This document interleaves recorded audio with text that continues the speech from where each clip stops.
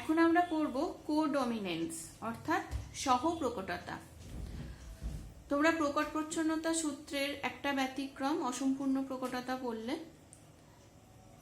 ওই প্রকট প্রচ্ছন্নতা সূত্রের আর একটা ব্যতিক্রম হচ্ছে সহপ্রকটতা। এখন প্রশ্ন হচ্ছে এই সহপ্রকটতা কি? দেখো, কোনো জীবে একজোড়া বিপরীত বৈশিষ্ট্য নিয়ন্ত্রণকারী জিন মানে অ্যালিলিক জিন থাকলে যদি উভয় জিনের বাহ্যিক প্রকাশ ঘটে, অর্থাৎ উভয় জিনের প্রকটতা যদি দেখা যায়, তখন সেই ঘটনাকে বলা হয় সহপ্রকটতা।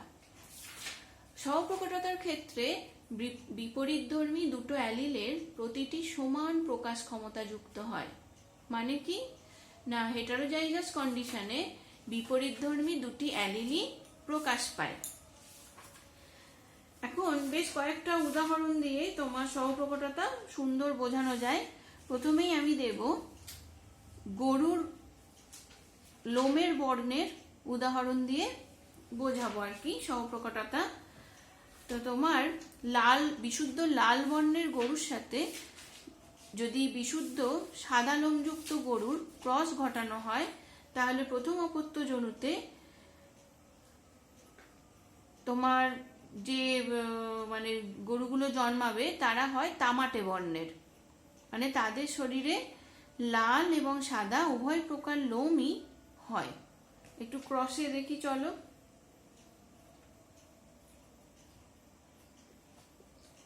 বিশুদ্ধ লাল লোমযুক্ত গরু,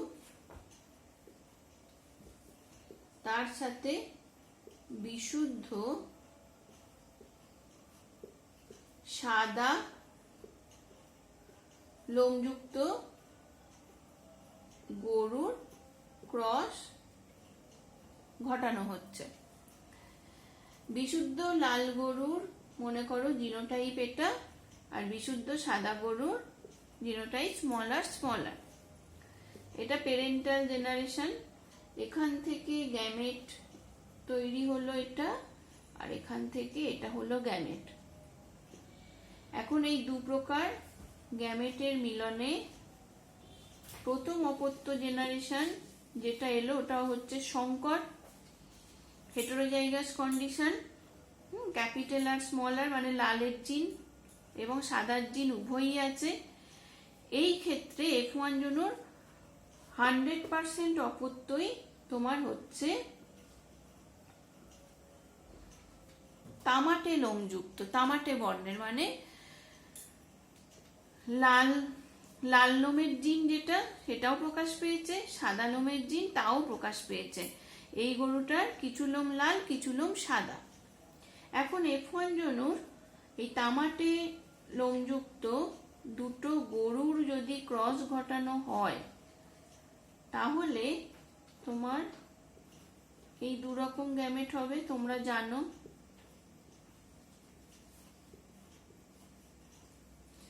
এবার গ্যামেট গুলোর মিলন ঘটাও, তাহলে এখানে হবে ক্যাপিটাল আর,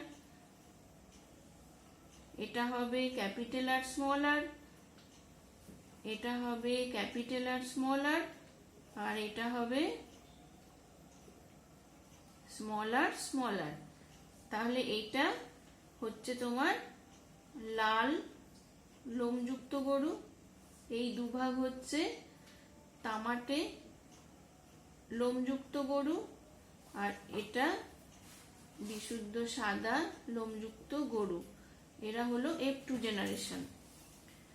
তাহলে লাল পাচ্ছি আমি 25%, তামাটে পাচ্ছি 50%, সাদা পাচ্ছি 25%।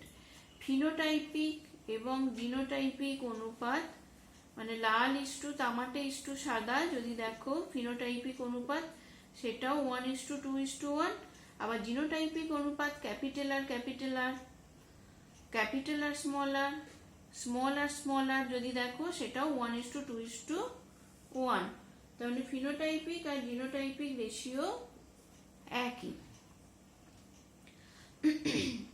তাহলে গরুর ক্ষেত্রে তোমার দেখলাম লাল লোমের জিন সাদা লোমের জিন হেটারোজাইগাস কন্ডিশনে এই যে বিপরীতধর্মী দুটো অ্যালিল দুজনেই সমানভাবে প্রকাশ পেয়েছে। তো এটা একটা সহপ্রকটতার সুন্দর উদাহরণ। এরপর আমরা মানুষের ক্ষেত্রে কিছু সহপ্রকটতার উদাহরণ দেখব। তোমরা মানুষের ব্লাড গ্রুপ তো আগে পড়েছো, এবিও সিস্টেম যেটা। তো এবিও সিস্টেমে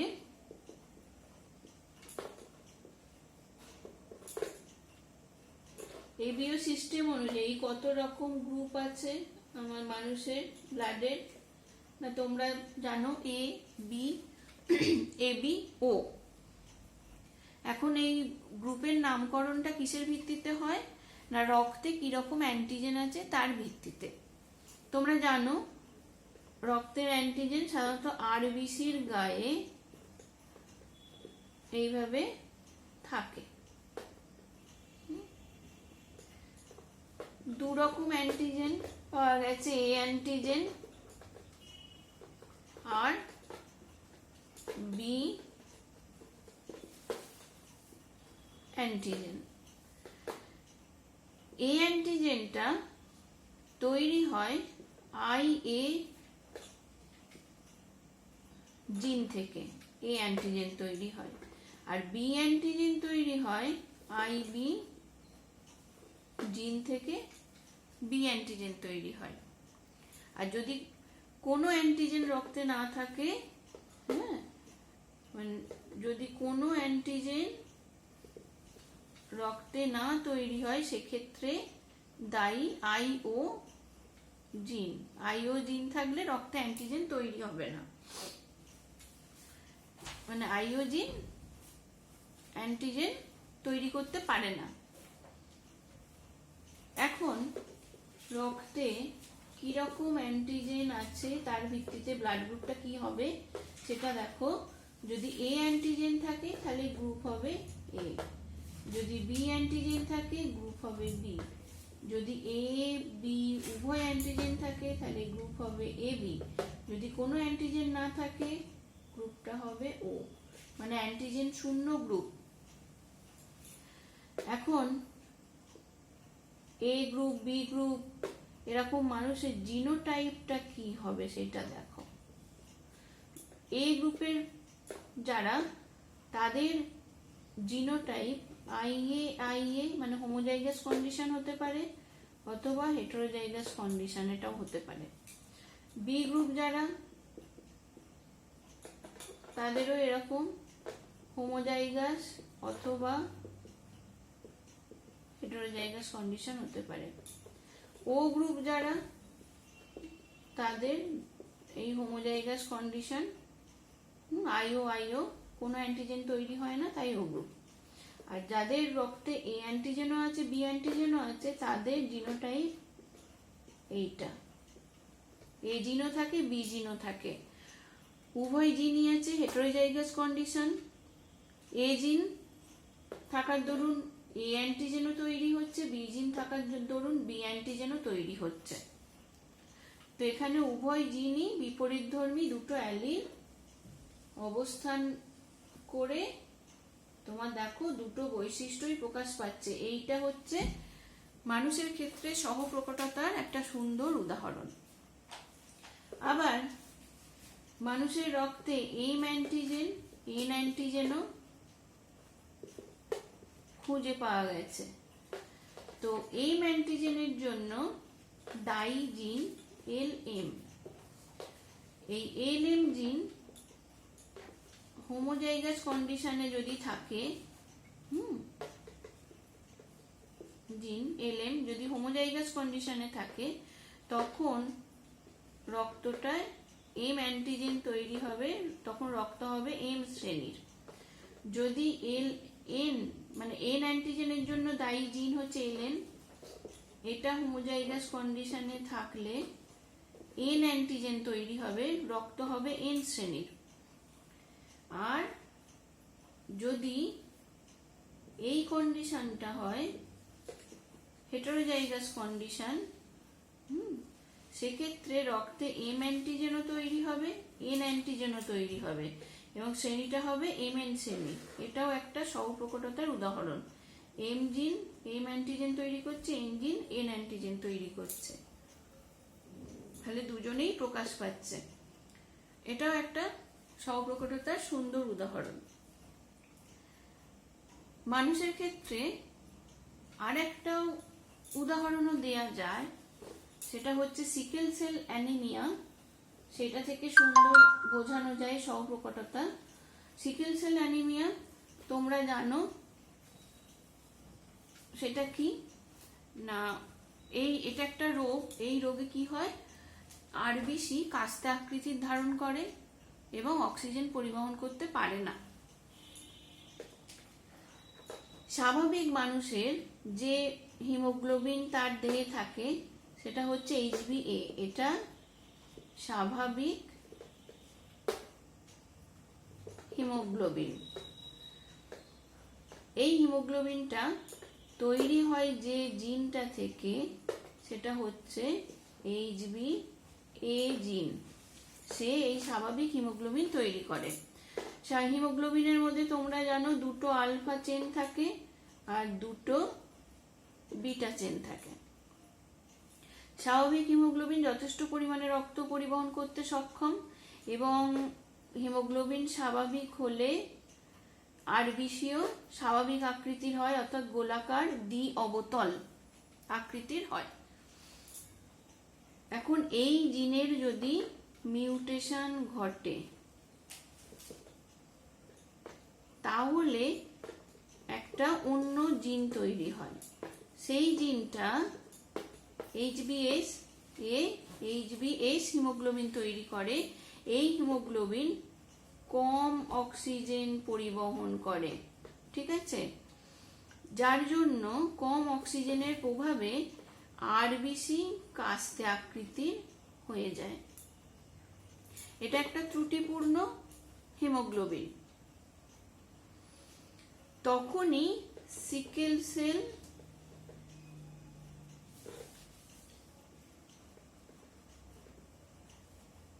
অ্যানিমিয়া রোগটা হয়। তো স্বাভাবিক হিমোগ্লোবিন মানে স্বাভাবিক মানুষের দেহে তোমার HB জিন হোমোজাইগাস কন্ডিশনে থাকে। এক্ষেত্রে স্বাভাবিক হিমোগ্লোবিন তৈরি হয় এবং স্বাভাবিক গোল আরবিসি। স্বাভাবিক অবস্থা, কোনো অ্যানিমিয়া নেই। সিকেল সেল অ্যানিমিয়ার ক্ষেত্রে HbS হোমোজাইগাস কন্ডিশনে থাকে। HbS হিমোগ্লোবিন ফলে কাস্তে আকৃতির আরবিসি অক্সিজেন পরিবহন করতে পারে না। এখন যদি এরকম হেটারোজাইগাস কন্ডিশন হয় তখন কি হবে, তখন স্বাভাবিক জিনের প্রভাবে HbAও তৈরি হবে আর সামান্য পরিমাণ HbS ও তৈরি হবে। এর প্রভাবে কিছু গোল আরবিসি তৈরি হবে আর কিছু কাস্তে আকৃতি। তো এই কন্ডিশনটা একটা সহপ্রকটতার উদাহরণ। এটা উভয় জিনই প্রকাশ পাচ্ছে। আর একটা সহপ্রকটতার উদাহরণ তোমার লেডিবার্ড বিটল থেকে দেয়া যেতে পারে। লেডিবার্ড বিটলের কি হয়, এটা একটা পোকা। এই পোকাটার ওপরের যে শক্ত ডানাটা সেটাকে এলিট্রা বলা হয়। সেই ডানাটার মানে এলিট্রাটা হলুদ রঙের হয়, তার ওপর এরকম কালো কালো স্পট থাকে পোকাটা। তো এটা হলুদের ওপর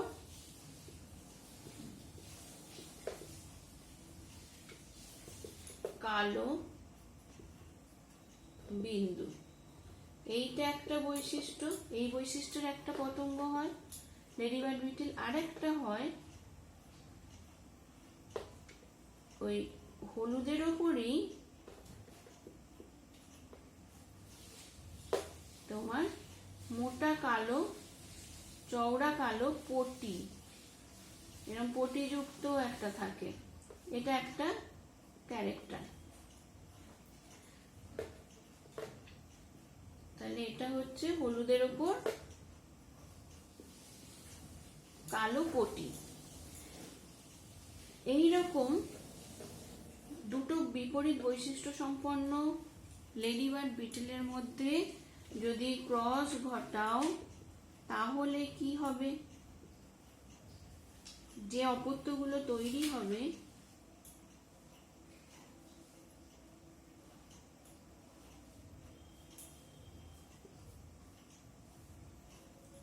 তাদের এই উভয় বৈশিষ্ট্যই থাকবে। হলুদের ওপর এরকম চওড়া কালো পটিও থাকবে,